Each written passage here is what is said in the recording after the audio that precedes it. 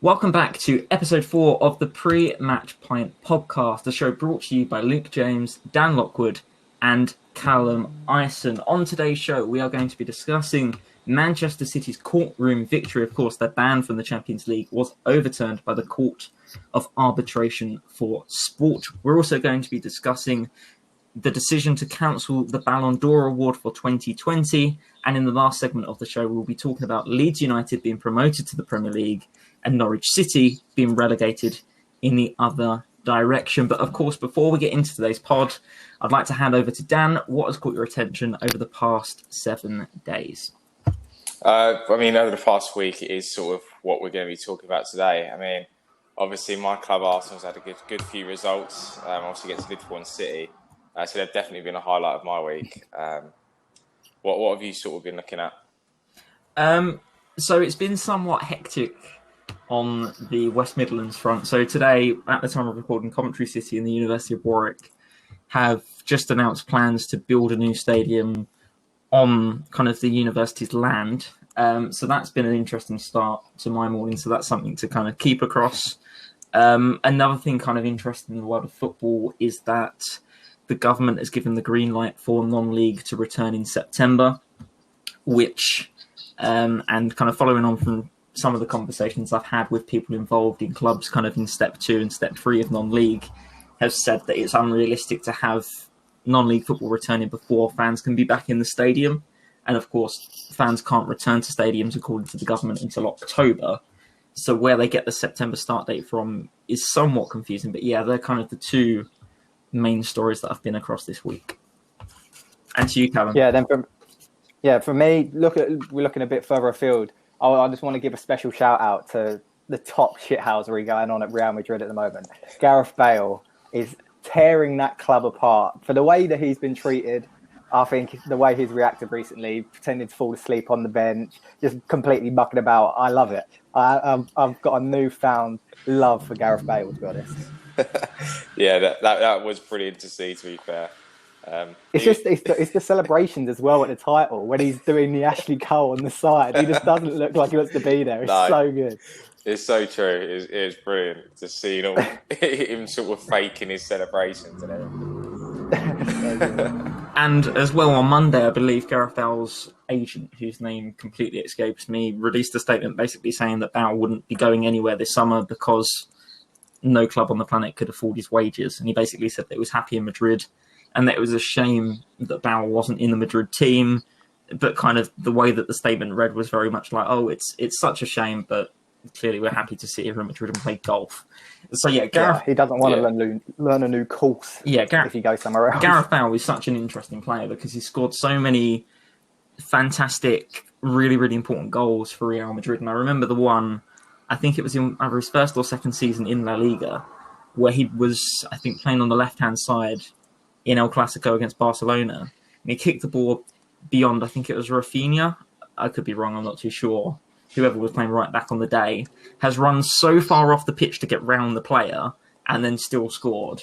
And that was when he kind of announced himself kind of at Real Madrid as this world-class player. But of course, since then, his relationship with the club has soured. And of course, today we're going to be speaking about a relationship that has soured. The ongoing psychodrama between Manchester City and UEFA has reached fever pitch following the Court of Arbitration of Sport's decision to overturn the club's ban from the Champions League, or kind of course, the Europa League as well, for the next 2 seasons. Callum, what did you make of Cass's decision to let City off the hook?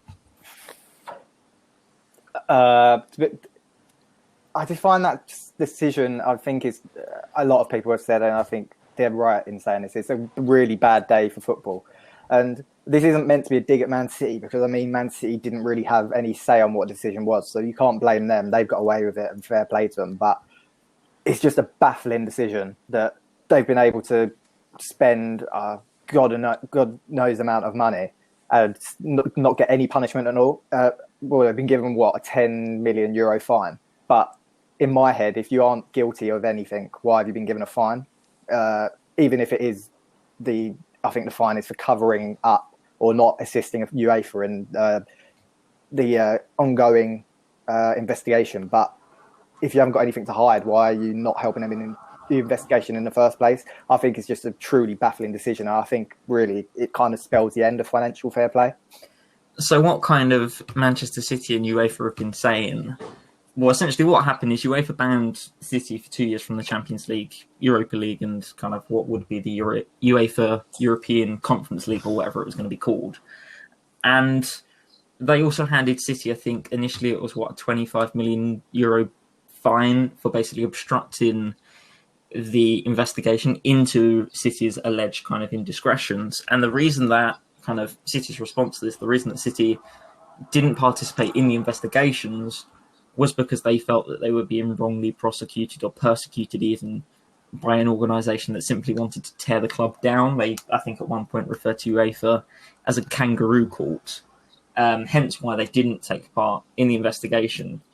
And that's kind of brought quite an interesting kind of mixture of elements together, because now, of course, the ban has been overturned, but CAS has still found City guilty of not partaking in the investigation, to which Jose Mourinho said last week that guilty people don't have to pay fines. And then he kind of elaborated, saying that he didn't necessarily think that Manchester City were guilty, but at the same time, you wouldn't be happy to pay a 10 million euro fine if you hadn't done something wrong in the first place. What do you make of the whole situation, Dan?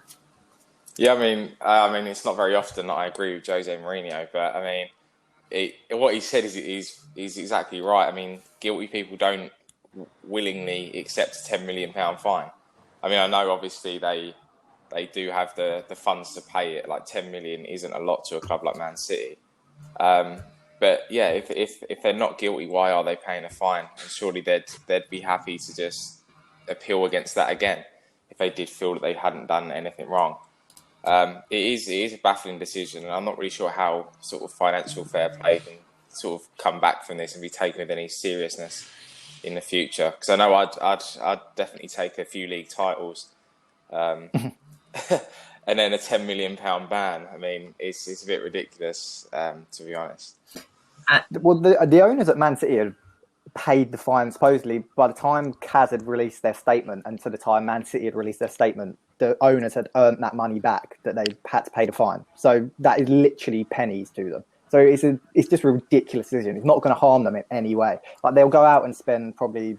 I'm seeing rumours from the Athletic and various people that Man City have got a budget of 300 million to spend in the summer. So 10 million to them is literally nothing. And as well, it kind of brings in a comparison with kind of baseball in the United States, where the Houston Astros won a number of World Series, and then kind of it was discovered by the league, MLB, the competition is, that they broke kind of various rules and salary caps and that kind of thing. And then they were given, I think, a $5 million fine, which, of course, if you think about it in the grand scheme of things, you're essentially trading a fine, $5 million or whatever the fine happened to be, for several world championships. And of course, I think that's kind of the same situation that Manchester City are in, because from an outside perspective looking in, it looks quite clear. And again, it says this in CAS's kind of statement. It says that a lot of the things that City are accused of doing couldn't be kind of acted on by CAS because it was time barred. So once 5 years have passed, UEFA couldn't punish them for it. And essentially, you've got a situation where City have said, yeah, we're going to do all these things. UEFA aren't going to be able to punish us, and it's going to be worth whatever the fine is going to be, because the cost of not being in the Champions League for the next 2 years is much, much higher than 10 million euros to a club as wealthy as Manchester City. Yeah, kind of just reading directly, I've got the statement here. It says, the CAS Award emphasised that most of the alleged breaches reported by the adjudicatory chamber of the CFCB were either not established or time barred. But if you're guilty, you're guilty. So it doesn't matter if it was 5 years ago. If you've breached rules, you could, even if it's not punishment now, you could retrospectively punish them in theory, because I mean they won their titles during that era. So there was talk at one point of a retrospective points deduction, which probably could have been a fair way to do it. It would have not been punishing the team now, which might not have actually done anything wrong, but it would have been punishing the squad, the club as a whole, or for actions of the past. Yeah, I mean, like in regards to like points deductions, you've only got to look at sort of what the rugby federations have done to Saracens over the past year or so. In the fact that they've been deducted, I think it was like 70 odd points in the end, and like they're certain to go down due to salary cap breaches. I mean, it's things like that they need to sort of, if they are found guilty of, I think that would harm the club more than obviously just 2-year ban and the fine. It would be harsh to sort of send City down the same route in being relegated. Yeah. So obviously you was talking about the rugby and Saracens points deduction. I think, I mean, I don't know the ins and outs of rugby, but is the reason they got points deduction something to do with breaching wage caps rather than financial fair play? Yes, salary caps. That's and it was a lot over. They'd sort of offered the players incentives with the owner and things like that to sort of be able to pay them more, which is obviously pretty dodgy to do. But I mean, it was definitely deserved. Like, it was a deserved punishment, given sort of what had happened.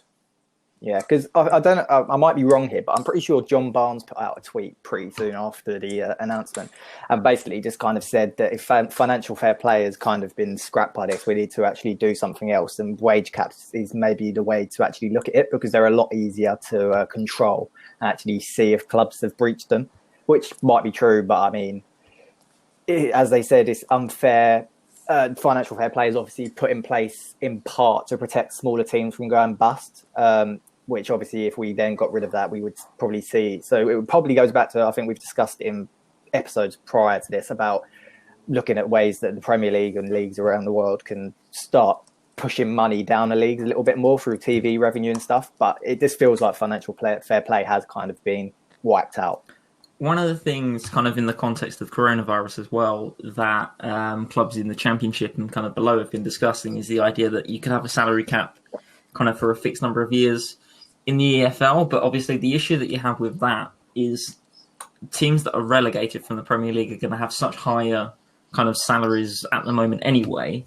So then they're going to be under either huge pressure on the players to reduce the salaries, which realistically they're not going to agree to because you're contracted for X, or where clubs that have been relegated are going to have to kind of have a fire sale and sell all of their players. And kind of the alternative solution would be to have a policy where basically you implement a means-tested salary cap. So it kind of depends on what your turnover and income is, and then kind of that's what each club is allowed to do.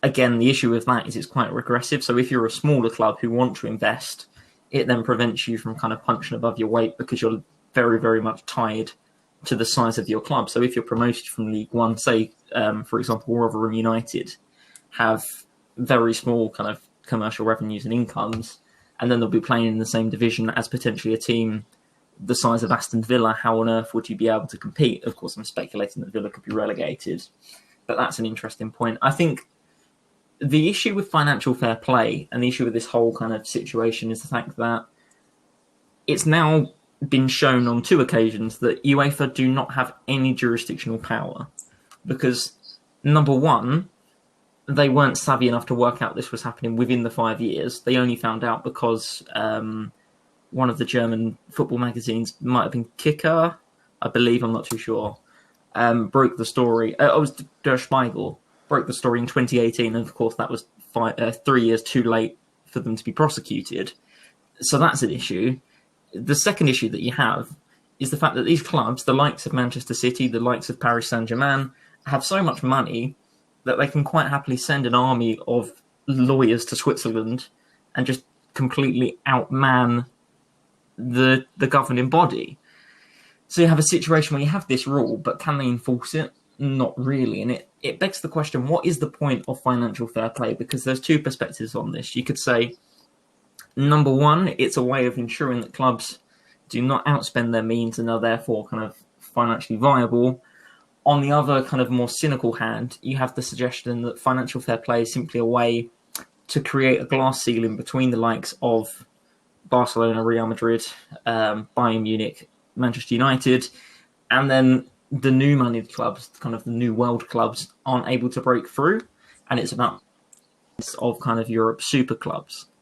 And I think we're now going to see very much a conflict between the idea among Europe's elite that they should, at this point, they should either accept Manchester City into that elite because they are yet to really kind of see Man City as legitimate on the world stage, or they try to lock them out again. And I think that's going to be fascinating to watch. Something just kind of talking about what super clubs is kind of something I've seen, and I mean, it's been discussed and rumoured for a couple of years, is the European Super League, which kind of takes away from UEFA because it would kind of get rid of the Champions League. Do you reckon that is something that kind of looks like it could actually go ahead now, that we'll see a European Super League that is governed by someone different to UEFA? It's difficult, and I think that process has been made more difficult by the coronavirus. Of course, it's kind of pervasive in all the things we talk about at the moment, but the whole of Europe in an age that has been so profoundly affected by kind of a pandemic is somewhat problematic, given the fact that teams would have to fly from Manchester to Barcelona kind of on a weekly basis. So that's interesting. But in terms of UEFA being able to keep its clubs and associations together, is going to be really interesting to see. And I think kind of it breaks down rather into kind of a more micro-national level as well, because you'll have the situation where in order to remain within the English FA or kind of the Spanish FA or whatever country it may be, you're going to have to compete in their national competitions. And obviously, if Manchester United, for example, decide to say, no, we're going to go and compete in this new kind of European Super League, that brings into the question kind of the whole structure of sport on the continent.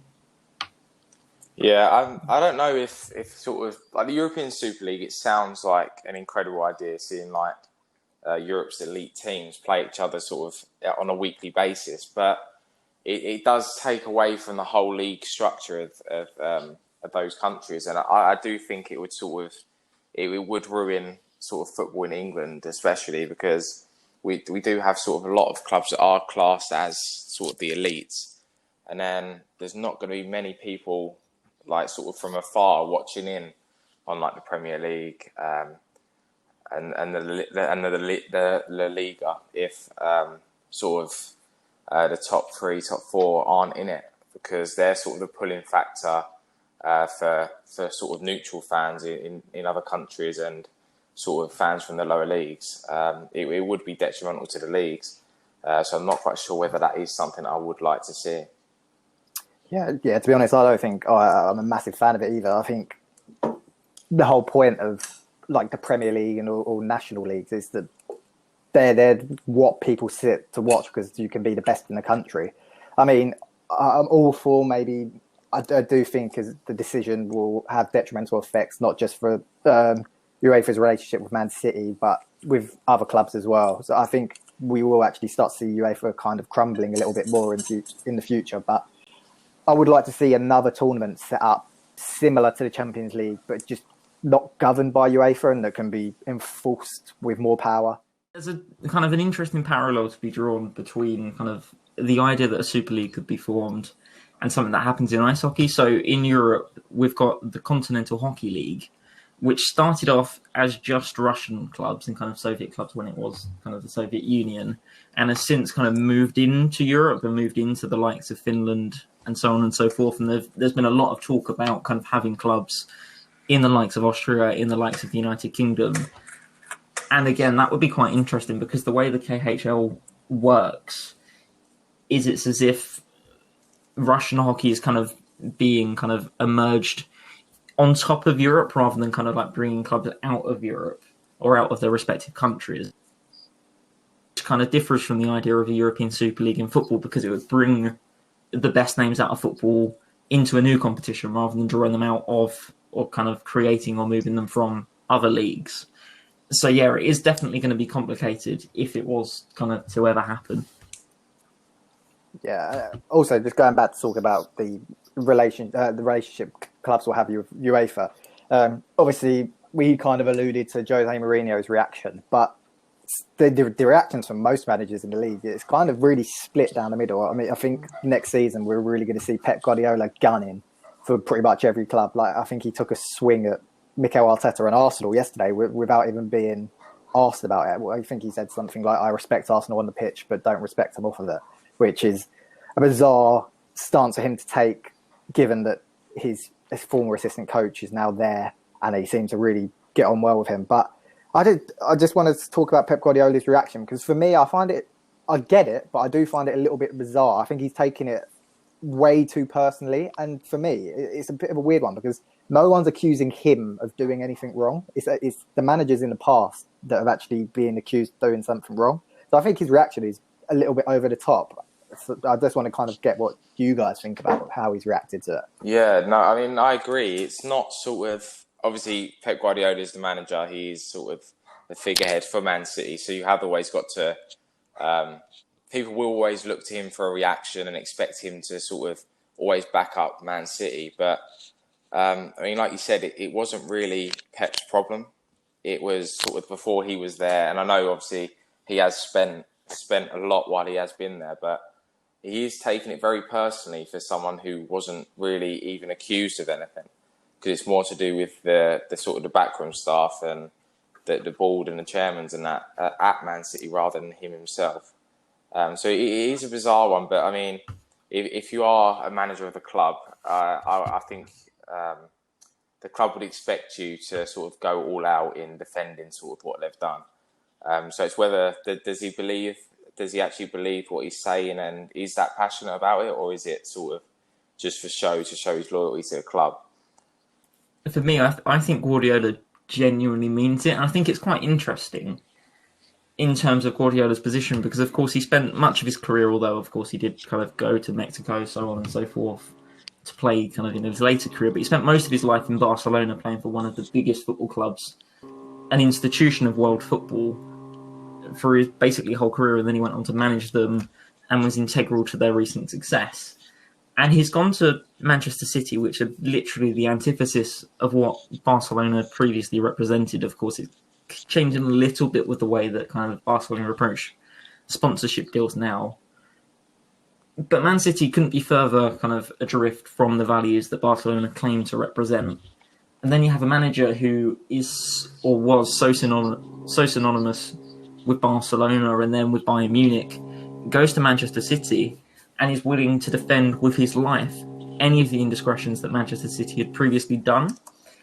And what strikes me as being quite pertinent is the fact that Guardiola seems so invested in Manchester City, and I'm not actually sure why. I think it's just a little bit odd, his position. And I think, in a way, it's somewhat similar to the relationship that Jose Mourinho had when he went to Chelsea. And it was very much like, and again, The Athletic reported this when the story first broke, that they're creating a siege mentality at Manchester City. The attitude is, UEFA don't like us, the likes of Bayern Munich don't like us, but we don't care because we're going to win anyway. And I think Guardiola's trying to add another string to his bow in terms of motivating his players and getting them to perform at that highest level.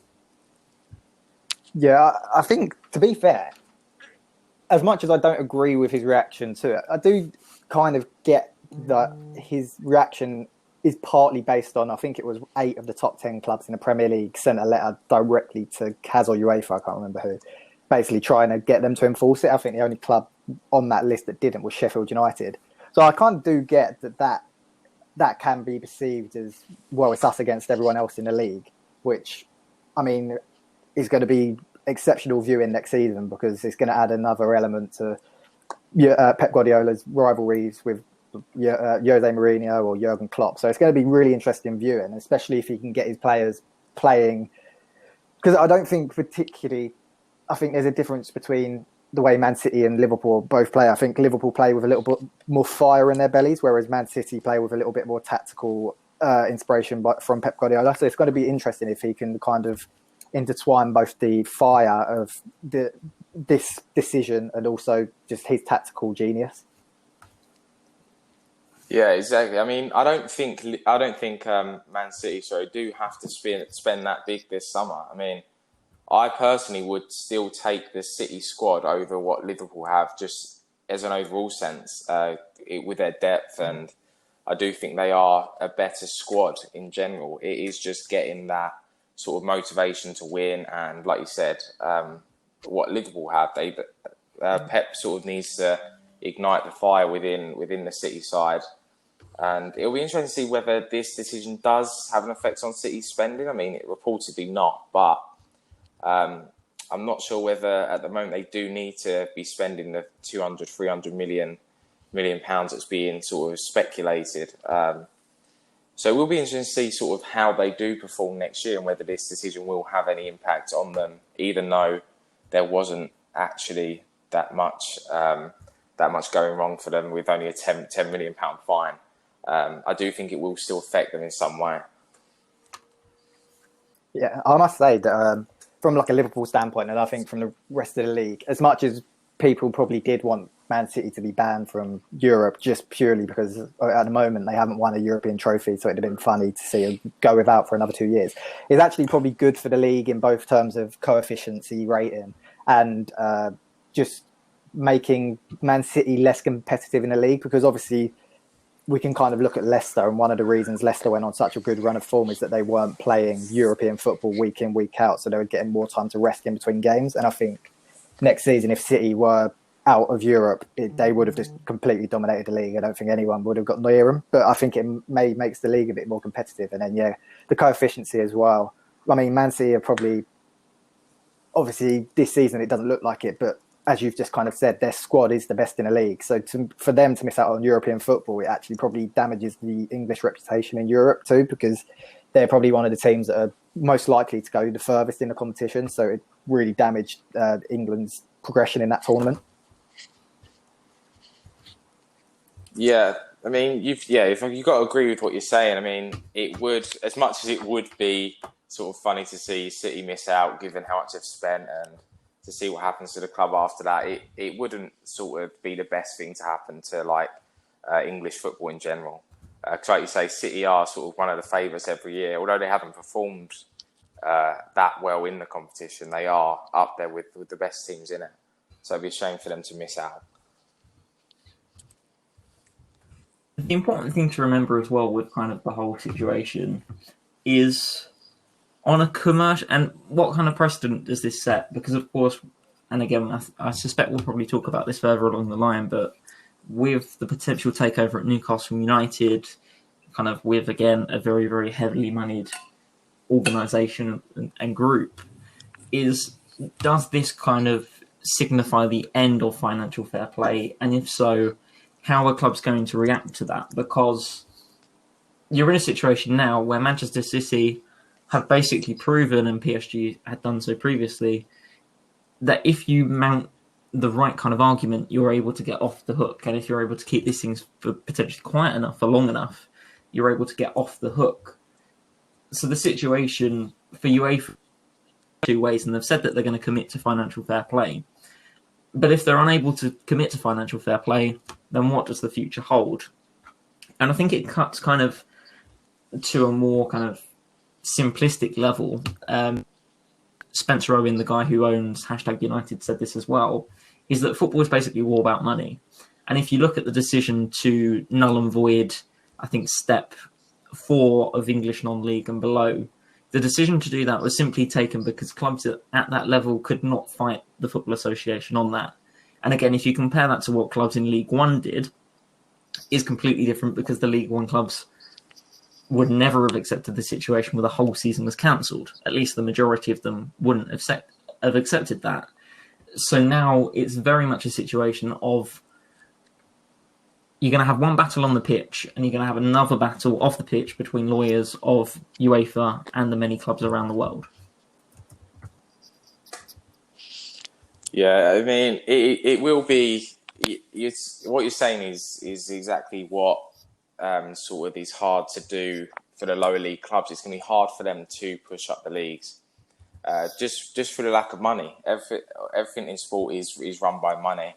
You sort of see the wages that are being thrown around, sort of in China, like their leagues that are going to progress due to the money, and it's going to be hard to to stop that. And it's going to be hard to stop people spending. If you've got the money, they're going to spend it no matter what. I mean, like we said, City don't necessarily need any more players or to invest, but you can bet that they will because they have the money to do so.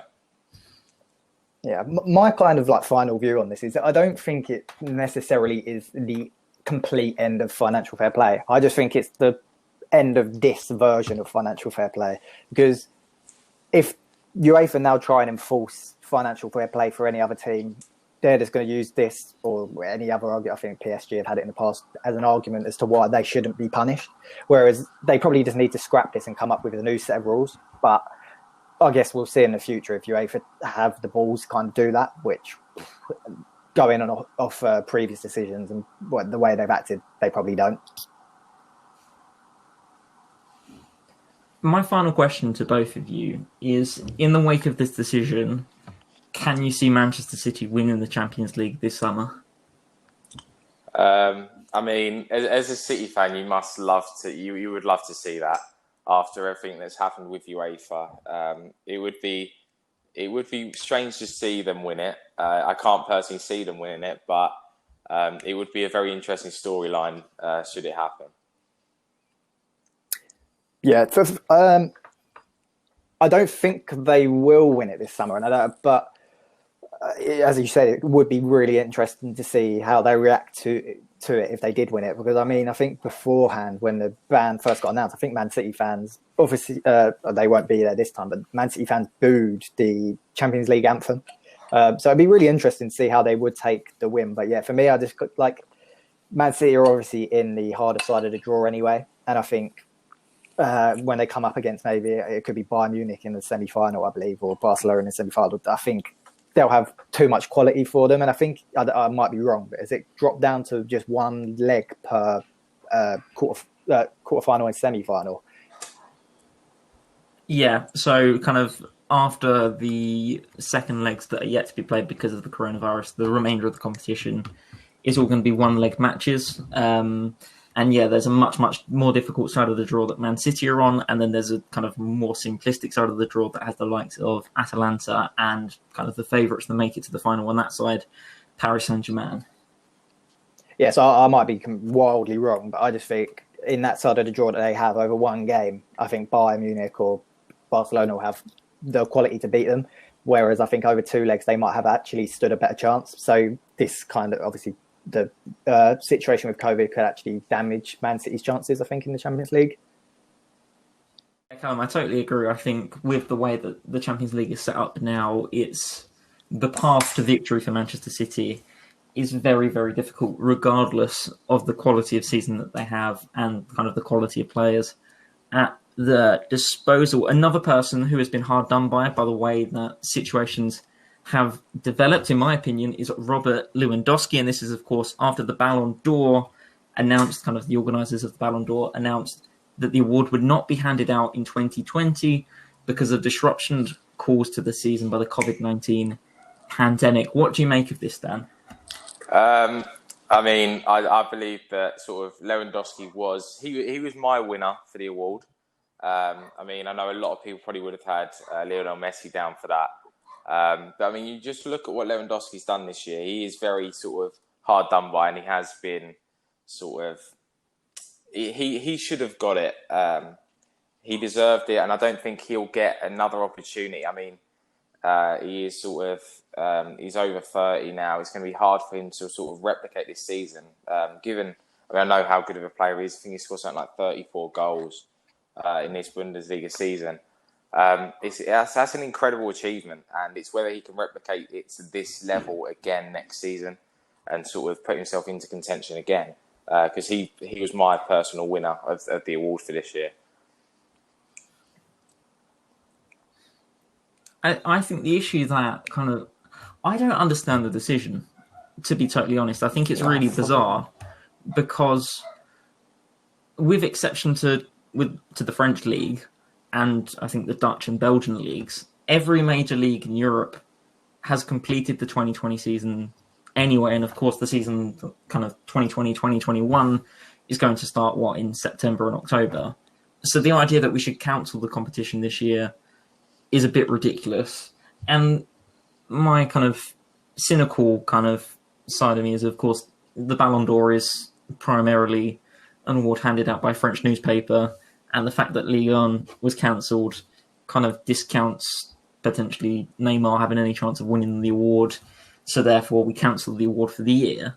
I'd counter that notion by simply saying that Neymar didn't stand a hope in hell of winning the Ballon d'Or anyway. So yeah, the decision to cancel it this year just strikes me as somewhat bizarre. I think it would. I'm not somebody who particularly really cares about the Ballon d'Or. I support West Ham. We're not going to get near the thing, but I think it would have been good to have this kind of end of year celebration where the best footballers in the world can celebrate their achievements in a season that has been so dogged by disruption. And I think this is a missed opportunity on the part of the Ballon d'Or to kind of have that moment. And of course, there's still potential for UEFA to hand out their reward anyway. So could it be a situation where kind of the value of the Ballon d'Or decreases because they miss out on a year? I think it kind of, that is probably true. I'm skeptical about this, and some people might disagree with me, but I do really believe that I think Ballon d'Or probably saw that Lewandowski was the front runner. And I think there's a Norwegian journalist who kind of is massive in Germany called Jan H. Fanfort. And he kind of said that if you don't have he was mocking the discussion, saying if you don't have Lionel Messi or Ronaldo winning the award, have they cancelled it because obviously the sponsorship isn't there, the commercials aren't there, the people don't care as much. Obviously, they're the two biggest names in sports, so they're going to bring in the big bucks when it comes to commercial, whereas someone like Lewandowski, who, I mean, is not exactly the PR style of the other two, is it questionable to ask, have they only cancelled it because they're not the favourites? Was Luka Modric the commercial star that they were looking for? Very true. But I'm just quoting what he said. But yeah, I don't know. It's a weird one because, as you kind of said, it does feel like, obviously, it is a French award. Well, it's not a French award, but it's an award given by France, and they cancelled their league. So it just feels like it's that decision, and then based on the other decision as well, that Lewandowski was the front runner. It just, I don't know. It's all a bit weird for me. I don't particularly like that they've not given it, and that's not even like talking at it from a Liverpool standpoint, because I don't think any Liverpool player gets close to it. But kind of, I think maybe my bias comes from the fact that Virgil van Dijk last season probably arguably deserved the Ballon d'Or and didn't get it, which I think was a bit of a crap decision. But that might be why I kind of see this decision to scrap it this year as the wrong thing to do. Yeah, I mean, I do think, like you said, given as it is sort of a French publication that sort of decides the award and hands it out, that's definitely had an effect. I mean, seeing as the French league was scrapped, it is sort of, there is a bit of bias there as to them sort of just scrapping the award and not handing it out.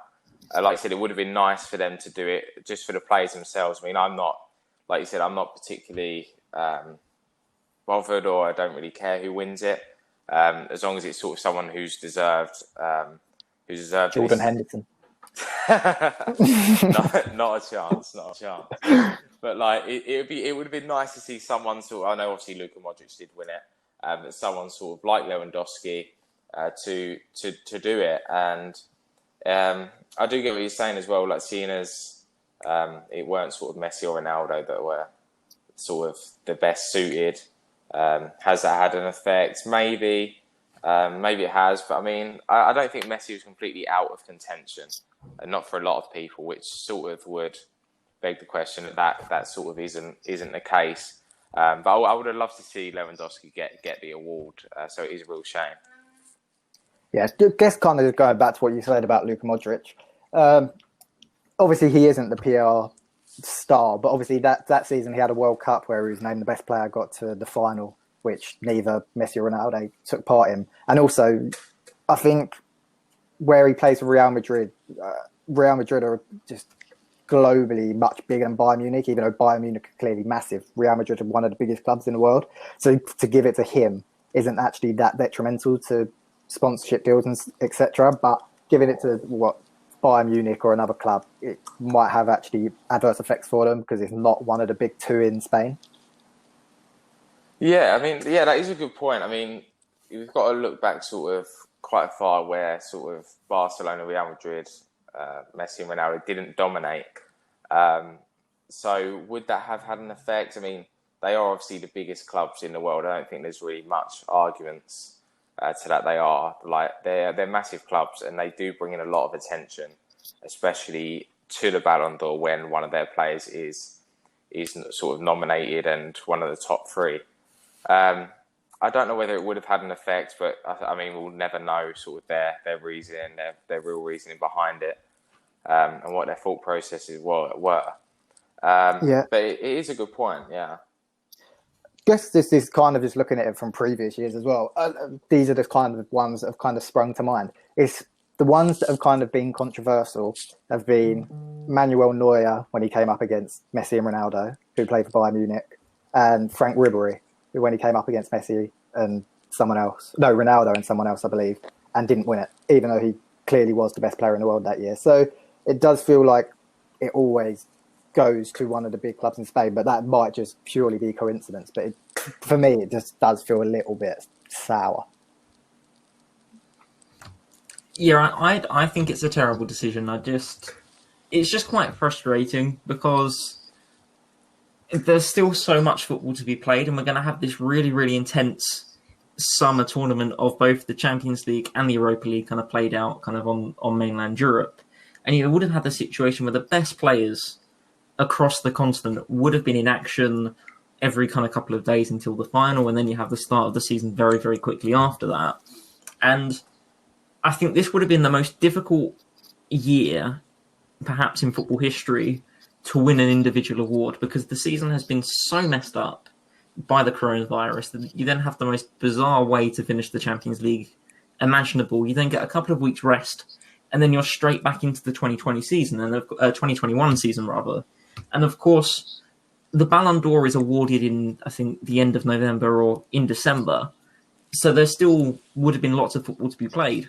And if, for example, Robert Lewandowski continued his goal-scoring form from January all the way through to December, despite the fact that a deadly virus took over the world and dominated the news cycle for 6 months, that would have been the most incredible, both personal and sporting achievement you could imagine. And I do think it's such a shame that whoever would have won the award won't be recognised in that way.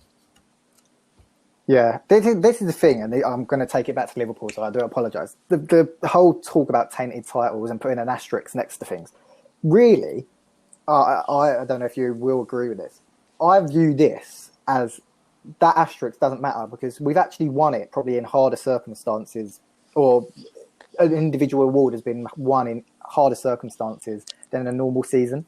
So for me, I actually think winning the Ballon d'Or this year, like you said, was probably actually being elevated because you're doing it in such a weird space of time, which no one else has ever done. Yeah, I mean, it would be an extraordinary time to win it. And I do actually agree with you. This is the hardest sort of time where a player gets to prove themselves. I mean, obviously, a lot of the league was sort of finished before this all sort of happened. But, I mean, if Lewandowski was to continue this form, you're right. I mean, he thoroughly deserves it because of what has happened. And he's managed to keep that form over after a number of months of not playing, then playing continuously. It's a baffling decision as to why they have cancelled the award, given how much football has actually been played, because a lot of seasons have been completed and the Champions League is to be completed as well. It's very strange. I think to wrap up the discussion, I feel like there's an obvious question. Dan, we'll start off with you. Who was going to win the Ballon d'Or this year? Who was going to win it? Yeah. Who would be your pick for winning it this year? My pick would have been Lewandowski. Do I think he would have got it? No, I don't think he would have. Okay, so I'll change the question for you. Who do you think would have got it this year? Lionel Messi. And Callum, same for you. Who would you have picked, and who do you think would have won? Jordan Brian Henderson for both. No, joking. To be honest, I actually do think Lewandowski would have won both. And this is kind of just what I've been saying throughout. So some might say I'm just being a bit too stubborn on my conspiracy theory, but I just think Lewandowski was the favourite. I think the fact, and I think this is for any individual award, when you look at it, it doesn't matter if you've had an amazing season. It also matters how your team's performed and if you've won anything. Because arguably, just look at it from PFA Player of the Year. Obviously, Henderson and De Bruyne are up there as the two main ones. But Danny Ings has never been in that conversation. And Danny Ings has been one of the exceptional players in the Prem. So for me, the fact that Lewandowski won the Bundesliga and potentially could win the Champions League, whereas Messi is in a Barcelona squad that's in turmoil at the moment, I think he was actually pipping it just because of how Bayern Munich performed. For me, again, we're going to have a clean sweep. I also would have picked Robert Lewandowski to win the title if it was up to me. In terms of who I think would have won, I want to believe that Lewandowski would have won simply because I think he has been the standout player in Europe. However, and again, both of you will know my personal views about Cristiano Ronaldo. I'm not his biggest advocate. But I have a sneaky suspicion, although I will admit I don't want this to happen. I have a sneaky suspicion that he is going to be so up for the Champions League in August that I think he could probably pull himself into contention. And again, I think that's why ultimately this decision is a shame, because L'Equipe, the people who run the Ballon d'Or, had such an opportunity to reflect on this season, and they've totally kind of thrown it away. Speaking of a club that has thrown something away, Norwich City have been relegated from the Premier League and are now kind of going to go down as one of potentially the worst teams in top flight history. Do you think that assessment of Norwich's quality is fair, Mr. Lockwood? I think it's a bit harsh. I mean, the Norwich side doesn't strike me as one of the worst in history when you look at what sort of the sides we've had. They have a lot of good players. I just don't think it's worked out for them. Whether that be because the team isn't gelling together. No matter what that be, they have a lot of quality in that side, and there will be a lot of players that are picked up after this. So I think to label them as one of the worst is harsh. But I mean, they haven't been great. But by no stretch of the imagination, they have been awful, especially since the restart. They've picked up barely any points. They've looked woeful, to be fair. Callum, what do you think? Yeah, I agree. That's an extremely harsh judgment on Norwich. I mean, obviously, they're nowhere near the Derby side that I think got 11 points and was like minus 60 plus goal difference. Like, even though their points tally is not great, they've actually played some really attractive football. And it's just a shame, I think, that club is kind of a yo-yo club. It's kind of set up to bounce between the Championship and the Premier League, and they kind of don't mind doing that. But yeah, I think it's a really harsh judgment. I actually have been. I know they're going down and went down pretty early on in the season, but the football they played has actually really impressed me. And some of their players, as Dan said, they've got great quality in their team, which I think a lot of them players will come back up to the Premier League for various different clubs. Whereas, like, you wouldn't ever say that about the Derby side that went down, or the Sunderland side in, I think, like 2005 that went down. Like, you wouldn't ever argue their players would come back into the Prem. Yeah, I agree. The way I framed the question was kind of intentionally obtruse. Norwich is difficult on a lot of levels because they played some really good football and they have a really nice style of play. And stylistically and in terms of the quality that they have on the pitch, they are comfortably not within the conversation of being one of the worst teams in Premier League history. You have to look at the likes of the Derby County team that got smashed by West Ham twice. Actually, I think it was only once. I think we drew the second time. At the Sunderland team that, when they eventually got relegated, was just a hollow shell of a Premier League club that, of course, now lingers in League One. And then, again, you have to look at the Aston Villa team that got relegated when Jack Grealish was, 17, 18 years old and was carried by Grealish. Norwich shouldn't be in that conversation because they've had moments this year where they've looked really good. Didn't they beat Manchester City as well? Like, they're not a bad team. And that's important to remember. I think the conversation where it gets interesting in terms of Norwich's contributions this season is the results that they've got. They've simply not delivered when it mattered. And again, I was at the game at the London Stadium earlier this year when Norwich lost to West Ham. And it was a weird game because one of the defenders got injured quite early in the match.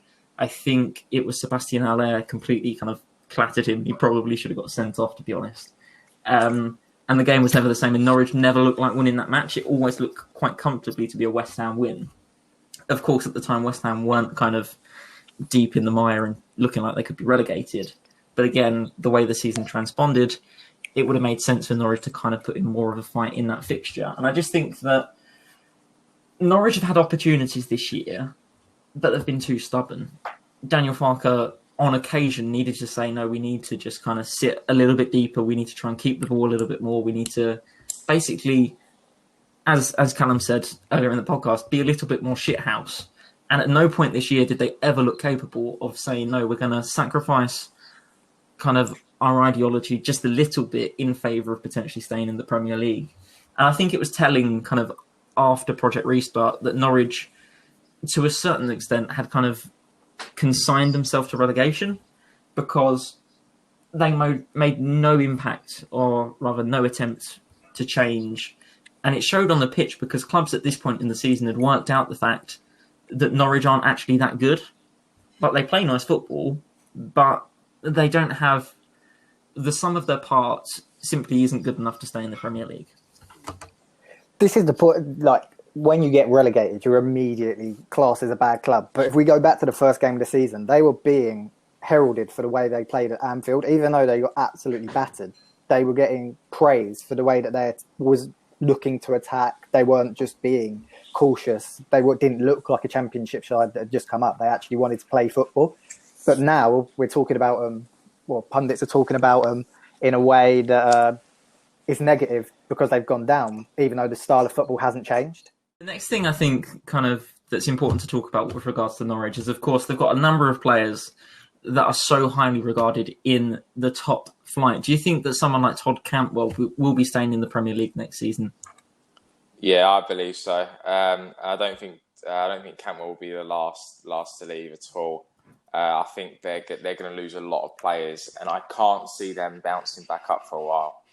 I do think that the players they've got, they are sort of Premier League quality, just maybe not all in the same side. They need to move to teams where they're better suited.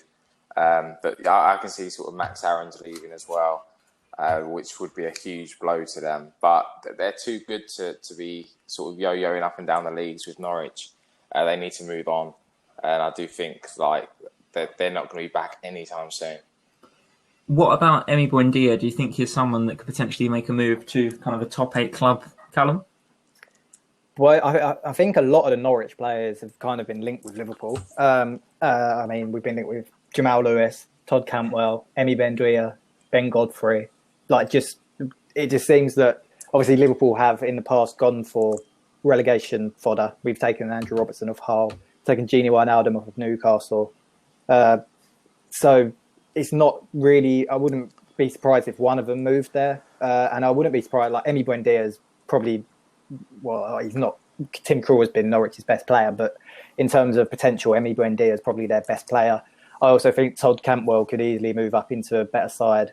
I think Todd Cantwell's a weird one. I don't think he's actually, I think he's good, but I'm not as sure he's as good as people think. I think he's got the English illusion about him, which I think kind of will lead to one of the big clubs buying him, but I'm not sure he'll stay there for very long.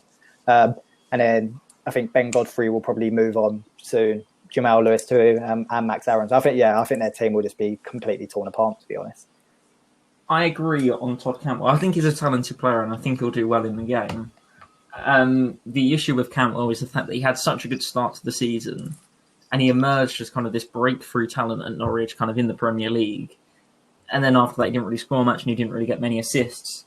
And the reason for that is quite simple. It's like in the Championship, Todd Cantwell wasn't Norwich's best player. He wasn't the standout player and he wasn't really the player that Norwich fans were most excited about. They were more kind of interested in kind of the likes of kind of Lewis and Aarons at fullback.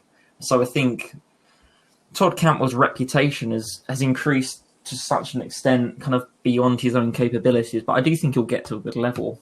It'll be interesting, I think, to see what Norwich do in the Championship next season, especially if they can keep hold of the likes of Timu Pukki up front, Tim Krul in goal, because they've got, clearly, kind of based off the 2019 season, they've got the right players and they've got potentially the right manager to be able to win promotion back to the Premier League. It's just a question of whether they are able or want to retain those players. And I think the model that Norwich have, and of course, I believe their technical director or director of football is Stuart Webber, who's really highly regarded. The philosophy is buy players on the cheap, especially from kind of the German second and third divisions, build up your team in that way, bed in the young talent, and then hopefully we'll be able to get back to the Premier League. And again, given the financial strain that the coronavirus is going to put on clubs, especially those relegated to the Championship, it's going to be so important that Norwich, A, are able to make a good profit off of the players that they do sell, and B, are able to keep some players that are good enough to kind of compete at the top end of the Championship. It's not even, I don't think they need to necessarily keep a hold of them. Like you kind of said, their model is by young players that they can sell on. And tell you who's actually really impressive is that Adam Ida, who has, I think he scored a hat-trick in the FA Cup this season. He actually looks really good, so he could easily be... to be honest, I think Pukki will come up again. I think one of the lower league teams will buy him. But I think Adam Ida could be the next Norwich star. So if they keep replacing their outgoing talent with young talents like him, I think they can kind of keep that model and not actually have to go out and buy already kind of made stars. So I think that sort of this next coming season or two is going to be definitely a rebuilding one for Norwich. Realistically, they're not going to be able to keep hold of their best players. Especially like the players who don't really have an affiliation with Norwich. It's a club for them. It's sort of the stepping stone into the big league. It's going to be difficult, and I can't see it happening. So they are going to have to sort of rebuild what they've built. Because they have built a decent side. It just wasn't at the level of the Premier League. But it'll be good to see them sort of how they're going to do that and go about it after losing the players, because they'll get a lot of money for the players that they've got. That's the thing. And they sort of will have the money to buy ready-made stars. So it's whether or not they do that or stick to their model. I think Norwich are one of those sides that are too good for the Championship, but not good enough for the Premier League. And if you look at kind of the likes of... I mean, Derby is the club that springs to mind as well, because for a number of years they've been really close to winning promotion and have not quite managed it. Aston Villa have kind of been really close, not quite managed promotion, then been promoted and potentially going to be relegated back down again. You've got this collection of kind of 10-ish clubs that kind of are good enough for the Premier League, also slightly too good for the Championship when they are relegated. And I think Norwich, what's important for them is that they retain their place within that group of clubs, because if they start to dip out and do what Middlesbrough have done and kind of drop down towards the bottom end of the Championship, that's where things get really, really sticky for a team of Norwich's size, because they aren't a club that have a big stadium. They aren't a club that are going to be able to make massive amounts of money in matchday revenues, and they aren't a club that are going to have huge sponsorship deals, especially in the Championship. So it's so important for the club's survival that they do stay at least in playoff contention next season. And of course, a team that won't have to worry about playoff contention next season is Leeds United. They've been promoted to the Premier League after 16 years out of the top flight. Dan, how much do you love Marcelo Bielsa? I do like him. He just seems like a good guy. I mean, especially there's been a lot of videos sort of circulating on social media over the past sort of week or so since the promotion. And he just does seem like he seems like a quality guy. He's a good manager. So it's nice to see them sort of taking the next step up, and we can really sort of see what Bielsa can do at that high level in the Premier League. Marcelo Bielsa, for me, I really, really, really do like him. The videos of you kind of just said that are all coming out, he just seems like such a nice, genuine guy. Like, he genuinely just reminds you of your granddad, which, I mean, it sounds like a bit of a backhanded compliment, but he just seems like such a nice guy that you could... I don't know if you seen the video of him going up to one of the disabled fans who is congregated outside the stadium. Yeah. That made me like him even more than I already do. And I think he's a great manager as well. I think any manager that's kind of lauded by like Pep Guardiola, Mauricio Pochettino, Jurgen Klopp. I think he has a stadium named after him in Argentina, I believe. Like any manager that has that on their billing, he's clearly not a championship standard manager. So to have another great manager in the Premier League is just going to really bring the league back up again, even more than it is already. I agree. I think Marcelo Bielsa is one of the best managers in the world, and that sounds like I'm jumping on the bandwagon, but he's clearly got the pedigree kind of on a tactical level to take these teams to the next level. And you only have to look at what he did at Athletic Club over in La Liga. He took them from being a struggling team in the Spanish top flight all the way to a Europa League final against the odds. So he's a manager that has achieved really, really good things at some of the clubs he has managed. And of course, he kind of brought the first Argentinian league title to Newell's old boys when he was back in Argentina.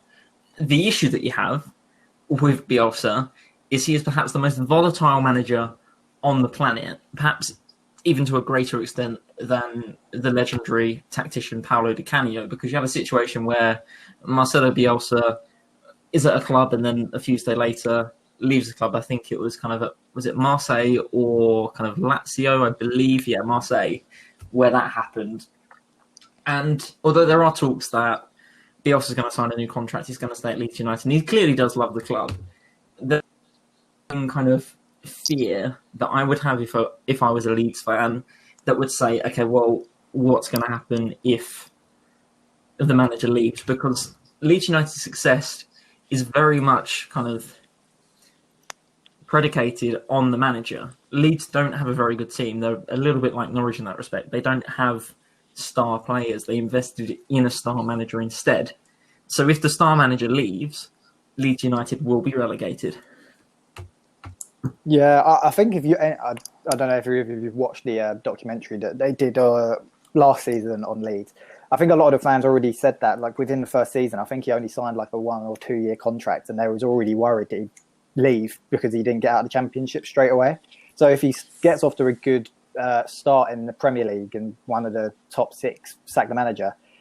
For example, I mean, I don't think Mourinho has done a good or bad job. I think the jury's kind of still out on him, but if Tottenham sack Mourinho, you could easily see Tottenham going for Marcelo Bielsa. He's someone that would probably fit that club quite well. So they've definitely got to probably start making a short list of managers that, in case it happens, because I think he clearly is their biggest asset. Like he turned Patrick Bamford into one of the Championship's best players, and I mean, he's definitely not one of the Championship's best players. So yeah, they definitely need to be cautious about Marcelo Bielsa. Yeah, they do. That's the thing. That Leeds lose sort of their identity as a team if Bielsa leaves. Sort of no matter who they bring in, he sort of has that impact over the team and the squad. Because like you say, they've not got the best squad in a Championship by a long shot, but he's made them into the best squad. That's what's so good about him. And if the top 6 do come calling, it will sort of see. We all see how his devotion to Leeds is and whether he is really invested in the project that they've got going, or whether it is just like a stopgap for him to then take a stepping stone to another club. The thing with Leeds is really interesting because obviously, I mean, none of us are old enough to remember Leeds being one of the biggest teams in world football. But it's kind of something. Leeds will come up and then it's looking like Brentford or West Brom. And if they go into the market, if they back Bielsa with some money, if they offer a player, if both teams that come up or all 3 teams offer a player, if you're looking at the club based on the history and you're looking at a manager, the pulling power of Leeds compared to the other promotion teams and probably the teams around the relegation zone from this season, the pulling power of Leeds is far better than any of them clubs. So it's just as massive in terms of transfer policy, Marcelo Bielsa at Leeds as well, just because of how good he actually is. That's the thing as well. And if you look at kind of the 2 clubs that could potentially be promoted. If it is Leeds United and West Brom that go up automatically, if I was a fan of the club kind of at the bottom end of the Premier League, as a fan of the club at the bottom end of the Premier League, I'd be exceptionally worried next season about Leeds United and about West Brom, because they've both got a lot about them. They've both got owners that are willing to back them in the market. They've both got managers who, quite frankly, I adore and would love at West Ham at the drop of a hat. And I do think for the likes of kind of whoever stays in the division out of West Ham are going to stay up at this point, but for whoever stays up out of Watford, out of Aston Villa and Bournemouth, it's worrying times, because you'll have two teams being promoted at the very least that have such quality and such kind of pulling power. Like Leeds United are an attractive proposition, especially when they have Marcelo Bielsa in the dugout. And I do think that kind of if Leeds United spend money in the right way, although I don't think they're going to spend big, if I'm being totally honest, if they do spend money in the right way, they could be really threatening two teams that are quite happy at the minute just to kind of linger in the bottom half of the Premier League. I think it could shake up the division. And again, kind of looking lower down the table, West Brom, if they win, will be promoted automatically. That will be very interesting to see. And in the playoffs, you have kind of the conversation where it's Brentford or West Brom will have over playoffs or automatic promotion. Then you have Fulham and Nottingham Forest will be in the playoffs in 4th and 5th. Fulham, Nottingham Forest, Cardiff City. And then the last team in contention is Swansea City. Situation where Leeds United, West Brom, and Nottingham Forest, three pretty big kind of teams reputationally, could be back in the Premier League. What kind of impact do you think that would have on the competition next season? It's gonna have a huge impact. This next few seasons, if Leeds do manage to stay up, it's gonna be critical for the club. They have an opportunity here with a quality manager and a decent squad. They've not got a bad squad by any account, but this is going to be sort of the period where Leeds do start to push up the league again and do sort of gain their credibility back as a top club. Will they get the financial backing? I don't know. I don't think they will sort of spend to the likes of sort of Villa have this year, because we have seen that has a negative effect on the squad. We've seen sort of a couple of teams over the past few years that have spent big. We're talking upwards of about like 100 million, and have inevitably gone down or just managed to survive. Spending big isn't always the answer, and I think with Leeds it won't be, just due to the fact of how good their manager is and how well their squad is playing alongside him. I don't think this will sort of spending big is going to be the move for Leeds this coming year. Yeah, I'm going to come clean. I've actually already put a bet on. I think literally after they got promoted, I put a bet on Leeds to finish in the top half next season.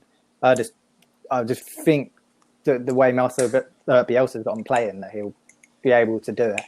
And I think they will buy some decent players. I think I have a feeling Adam Lallana will end up at Leeds on a free, which I think is a great signing. He's Premier League quality, and I just think there'll be some other players that maybe from Norwich or teams like that have gone down. I think Leeds try and pick up some of the Premier League quality that are in them teams, and I think Leeds will do really well next season. So I think if Leeds can establish themselves for that season, and then obviously you have the second season syndrome. So if they stay up for them 2 years, I think we could see Leeds becoming the established Premier League team that they once were once again. Do you agree, Dan? Do you think Leeds United have the potential to finish in the top 10 next season? I think they do. The thing is, you look at the Leeds squad, like we've said a number of times, it doesn't scream quality to you. It doesn't scream sort of top half Premier League side. But no, we would have said the same about Sheffield United at the start of the year. And sort of where they've gone with sort of the right tactics. I mean, Chris Wilder's sort of taken them to a new level. Which is strange to say, but I mean, it's something that Leeds can replicate. 100% they could do it. I don't believe that, like bringing in the new faces is going to be the answer for Leeds. But yeah, I do agree. They are sort of a top 10 side at least, especially with Bielsa at the club. It is going to be sort of after 2-3 years that we start to see them establish themselves and sort of sort of re-announce themselves to like the world stage. I think it's going to be hard for them, but I think they could do it. Another player that's often talked about with regards to potentially going back to Leeds United is James Milner. Callum, how would that make you feel? Well, you boys know. I mean, I loved James Milner before he even came to Liverpool. I think, what World Cup was it? Was it 2014 when he got picked for the team? And both, I don't know if Luke, but Dan was definitely very against James Milner. And then he put in one of the best performances of the tournament for England. And I was like, see, I told you, James Milner, he is one of England's best players. But I think he's a great player, but I also think he's just great in the dressing room. He's a proper leader. I think when him and Jordan Henderson are missing for Liverpool, you can really see that their leadership is missing on the pitch. And I think Leeds could do far worse than going for him. And to be honest, I don't think we can stand in his way if he did want to go back because, I mean, he's now a Liverpool legend. And I think Klopp will kind of understand. There's quotes of Klopp saying, I know how big Leeds are because James Milner doesn't stop banging on about it. So I don't actually think Klopp will stand in his way if he wants to go back for the sentimental reason. And I think he'd be a great player, not just on the pitch, but in the dressing room. He's got the Premier League quality, which would be great for Leeds. Do you think Leeds United are a team that could potentially win the FA Cup next season? I don't know. Is the answer today? It's going to be. You're going to have to see sort of how they kickstart the campaign. I mean, you can never say never sort of with these competitions, but we've seen over the past few years that it is starting to become dominated by the big clubs again. And I do think it's going to be a rare thing for a club that sort of Leeds' quality to win it at the moment, because it does seem like the big clubs are still sort of powerful in the competition. They're not playing their second string players once they get further into the competition. They do still want to win it. I think we'll only see that if we do sort of see like the top 4, top 5 sort of pushing for the league and it be a lot closer, because then they won't want to risk the injuries in the FA Cup and they'd be happy to miss out. So I think that's the only sort of circumstance where I could see a team like Leeds going on to win it. Yeah, the FA Cup's a weird one, isn't it? Because obviously it really does depend on your draw. But to be honest, in the FA Cup, and Dan's not going to like me saying this, I think they could beat Arsenal in the FA Cup, and I think they probably could beat Tottenham out of the big clubs as well. If they came up against City or Chelsea, not Liverpool, because I don't think Klopp takes the Cup seriously at all. So I think it really depends if they get what big club they get drawn against in the later rounds, if they got there. It's really interesting with Leeds United because next year, if our predictions are right, and of course it's such an early stage to make predictions, but if they are a team that comfortably stays in the Premier League, there'll be a club that will want to have that FA Cup run, because Leeds United are a big club, but for the past 16 years, they haven't been a big club. They've been in the Championship, they've been in League One, they've changed owners a ridiculous number of times, they've changed managers a ridiculous number of times. For many, many years, Leeds United have been a bit of a joke that made a lot of clubs that think they run like a joke look like kind of the model to follow. So Leeds United have not made a good impression internationally for a very, very long time. And if they perform well in the Premier League, and if they perform well in the FA Cup under a manager so well known and so popular as Marcelo Bielsa, there's a potential to bring back that international following that the club once had. And Leeds United are undeniably a big club, but they need to deliver the results that come attached with that, because ultimately you can't be a big club if you don't win anything. You can't be a big club if you're not playing in the Premier League, and you can't be a big club if you don't take the cup competition seriously. So the question for Leeds United next year is, are they going to act like a big club, or are they going to act like a newly promoted club? And I think there's two very, very different kind of path dependencies that they could follow at this point. I think one of the final questions that I wanted to ask you both, which we've not prepared for, and I do apologise, is in one word, who is going to win the FA Cup final this year? And in the second, which 2 other teams will be promoted from the Championship? For me, FA Cup, I can't go against my own team. I've got to go with Arsenal. In the FA Cup, they are sort of... They're a different side. I don't know why. We always just seem to perform well there, no matter how we're performing in the league. So I've got to go with them. And in regards to the other teams being promoted, I think West Brom will go up automatically, sort of after their slip up in, and then Brentford slipping up after them. And then I'd love to see Brentford to go up. I do really like the club and the players that they've got, and I do believe that they are the best sort of team and squad out of the rest of the playoff contenders. So I'd definitely go sort of West Brom and Brentford to come up. I'm going to go against Dan in the FA Cup. I think Frank Lampard's Chelsea will deliver him his first trophy as a manager. And I think that will actually cap off a reasonably good season. Frank Lampard, I think he's done far better than I expected. So, yeah, I think they'll win that. And then, but I'm going to say, I think Fulham will come up in the playoffs. I think they kind of have what it takes. I think Mitrovic has been banging them in. And I think Mitrovic in games like that, as we've used this word quite a few times this episode, he's a bit of a shithouse. He can shithouse you a playoff final if you get there. So I think Fulham will come up. I'm going to go in a slightly different direction. I think Chelsea are going to win the FA Cup final. I think Olivier Giroud is going to make Arsenal look a little bit silly, if I'm being totally honest. In the Championship, I think West Brom are going to be promoted automatically to the Premier League. I think both West Brom and Brentford are going to win on the final day of the season on Wednesday. And last but not least, the team to be promoted via the playoffs is going to be Brentford. I think for the first time in quite a long time, the top three in the Championship are clearly the best teams. And I think if West Brom go up automatically, it won't hurt Brentford because they've not really been in the top two for quite a long time anyway. If West Brom drop out of the top two and Brentford go up automatically, there isn't a hope in hell that West Brom go up via the playoffs. So I do think if the table stays as it is, I think Brentford are the obvious choice because they play such good football. Emotionally, they're still on a high, and I think they'll believe that they can kind of give Griffin Park the send-off that it deserves and also go to Wembley and get the victory against the team that, quite frankly, isn't going to be as good as them. Next season, to look ahead, I think Fulham will definitely be in the conversation for promotion. I think Scott Parker has done a pretty good job at Craven Cottage.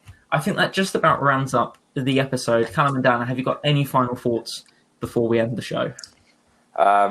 Nothing apart from wanting to see Arsenal win the FA Cup, just this preview too. That'll be good to see. Mine is just, I cannot wait to see that Henderson shuffle tomorrow evening. That is going to be one of the best moments of my footballing life, watching the man that nobody thought would ever get his hands on a trophy, let alone Premier League, getting that little shuffle on. So that's what I'm looking forward to. And to finish the show, I will pay my respects to West Ham legend and the best player to never play for England. Mark Noble has made 500 appearances for West Ham United and, of course, is far too good for England. That, of course, rounds up episode 4, I believe, of the Pre-Match Pint podcast. I'm not allowing anyone to challenge my Mark Noble assertions. My name has been Luke James. I've been joined in the commentary position by Dan Lockwood and Callum Ison. If you go into the description to this podcast, you'll be able to find links to all of our social media accounts. And until next time, keep your head high, beat the offside trap, and wear a face mask on public transport.